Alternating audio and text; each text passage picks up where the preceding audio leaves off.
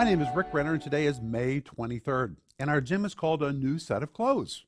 And our scripture is Ephesians 4, verse 24, where the Apostle Paul tells us we are to put on Christ. Those words, put on, are from the Greek word enduo, and the word enduo means to put on a new set of clothes. And there's such good instruction in this. In the morning, when you wake up, you don't have to feel like putting on your clothes. You know that if you're going to function in a normal life, you have to put on your clothes. Now the Apostle Paul uses this same word to tell us we're to put on Christ, which means every morning, just like we put on our clothes, we wake up and we need to say to the Holy Spirit, okay, Holy Spirit, I'm going to put on the mind of Christ.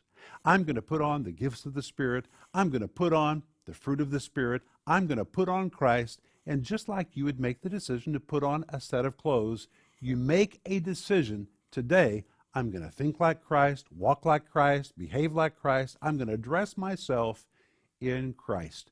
That's what the Bible commands us in Ephesians 4, verse 24. That's what I want you to think about today.